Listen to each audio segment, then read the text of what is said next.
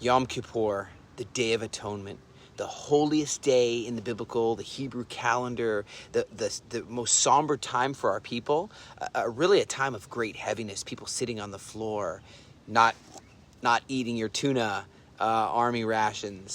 The fate of our brothers and sisters, the hostages, hangs in the balance. We wait to hear what the Hamas is going to do. Are they going to release them? Are they going to continue in their cruelty? Each name, each life, so many people mourning a loved one who was massacred, who fell in battle, who it's really hard times. It's times of coming before God, before that throne of grace, before that mercy of heaven, and truly people repenting one to another, repenting to God, and you know what, and having more of a resolve to do God's will, his will written out in his word over each of us, over this promised land, the promised land of God. And that really is, at the heart of this conflict is God has made a choice to promise this land to a people, to the Jewish people. And people don't want to reckon with God. And I think this is a moment of choosing life. Otherwise, strife continues. Otherwise, cruelty continues. Otherwise, this world isn't set right until we make our peace with God and with his plan for Israel. And it's affecting every country in the world. It's always been the day where we know that God chooses to have mercy upon us, when we come to him, the gates of heaven, it's Gmar Chatima Tova, we say, may your name be inscribed in the book of life. What a moment. There are books in heaven. Okay, I don't know all the mysteries of all this stuff, but there are books in heaven. There is book of life. It's, that's for real. And really, just today, more than ever, I just want to cry out that God's mercy will cover the captives, these hostages, that he would deliver his people, he would rescue his people. That's one of the roles. What does it say? The Messiah is to bring the ingathering of his people. That includes the hostages. Rescue the hostages. Free those who are bound in prison. And comfort the soldiers. Strengthen the soldiers' families. Those who are mourning, again, a loved one. Maybe a family member fell in battle. Maybe they know someone who was massacred, or someone knows someone who is massacred.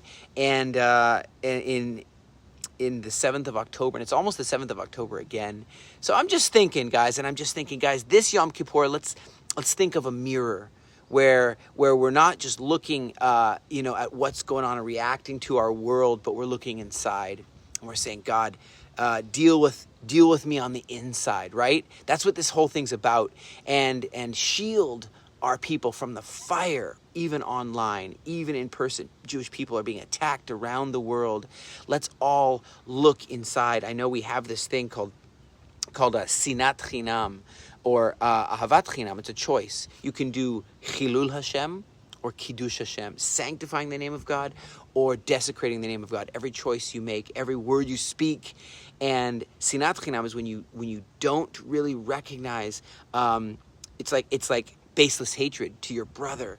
And you know what we need is ahavat chinam, love, unconditional love to our brother, to our sister, and just say, listen, how can that we say the temple was destroyed because of baseless hatred on the 9th of Av, and so we don't want to repeat that. Now is the time, as this war one day will end in victory.